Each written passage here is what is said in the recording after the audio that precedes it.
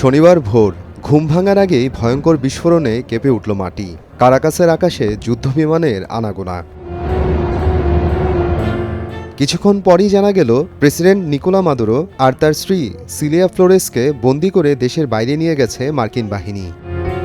এ বিষয়ে একটি বিশেষ প্রতিবেদন প্রকাশ করেছে ব্রিটিশ সংবাদ মাধ্যম দ্য গার্ডিয়ান। একজন ক্ষমতাসীন প্রেসিডেন্টকে এভাবে তুলে নিয়ে যাওয়ার ঘটনা বিশ্ব রাজনীতিতে প্রায় নজিরবিহীন বলেই উল্লেখ করেছে পত্রিকাটি। শনিবার ভোরে ভেনেজুয়েলা জুড়ে বিমান হামলা চালায় যুক্তরাষ্ট্র। একের পর এক বিস্ফোরণ হয় ভেনেজুয়েলার রাজধানী কারাকাসে। কিছুক্ষণ পর ডোনাল্ড ট্রাম্প ঘোষণা দেন মাদুরো ও তার স্ত্রী রয়েছে মার্কিন হেফাজতে। আকাশপথে দেশের বাইরে নিয়ে যাওয়া হয়েছে এই দুজনকে। এ ঘটনায় স্তব্ধ পুরো লাতিন আমেরিকা। গত কয়েক মাস ধরে ভেনেজুয়েলার উপর চাপ বাড়াচ্ছিল যুক্তরাষ্ট্র। সেপ্টেম্বর থেকে ভেনেজুয়েলার উপকূলে মোতায়েন করা হয় বিশাল মার্কিন নৌবহর। ক্যারিবীয় ও প্রশান্ত মহাসাগরে মাদক পাচারের অভিযোগে চালানো হয় একাধিক বিমান হামলা।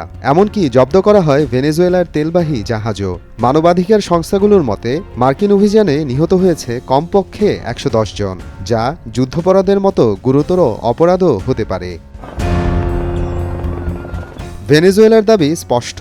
তারা বলছে বিশ্বের সবচেয়ে বড় তেলের মজুদ দখল করতেই এই অভিযান চালাচ্ছে ওয়াশিংটন। মাদুরোকে বন্দী করার ঘটনা এ অভিযানের সবচেয়ে ভয়ঙ্কর মোড়। মূলত দ্বিতীয় মেয়াদে ক্ষমতায় আসার পরই মাদুরোকে প্রধান শত্রু বানান ট্রাম্প। তার অভিযোগ মাদুরো মাদক পাচারের সাথে জড়িত। এমনকি যুক্তরাষ্ট্রে অবৈধ অভিবাসী পাঠানোর পেছনেও রয়েছে মাদুরোর হাত। এ কারণেই ২০২৫ সালের জুলাইয়ে মাদুরোর মাথার দাম ঘোষণা করা হয় $৫ কোটি। তাকে বলা হয় বিশ্বের অন্যতম বড় মাদক পাচারকারী। ভেনেজুয়েলার বিভিন্ন গোষ্ঠীকে সন্ত্রাসী সংগঠন ঘোষণা করে ট্রাম্প প্রশাসন। সমুদ্রে শুরু হয় একের পর এক সামরিক অভিযান। লক্ষ্য ভেনেজুয়েলার তেলবাহী জাহাজ। ট্রাম্প প্রকাশ্যেই বলেন ভেনেজুয়েলায় শাসন পরিবর্তন দরকার। নভেম্বরের শেষে মাদুরোকে সময় বেঁধে দেওয়া হয়। ক্ষমতা ছেড়ে দেশ ছাড়ার প্রস্তাবও আসে, কিন্তু মাদুরোর উত্তর ছিল কঠোর। তিনি বলেন, আমি দাসের শান্তি চাই না। আশ্চর্যের বিষয় হলো এই চাপের মধ্যেও মাদুরো কখনো যুদ্ধ চাননি। বারবার বলেন তিনি শান্তি চান। এমনকি বন্দী হওয়ার ২ দিন আগেও মার্কিন বিনিয়োগকে স্বাগত জানান তিনি।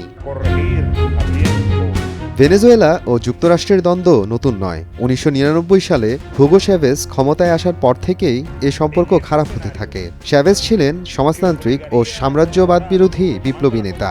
অভিযোগ রয়েছে ২০০২ সালে অভ্যুত্থানের মাধ্যমে চ্যাভেজকে সরিয়ে দেওয়ার চেষ্টা করে যুক্তরাষ্ট্র। ২০১৩ সালে ক্ষমতায় আসেন মাদুরো।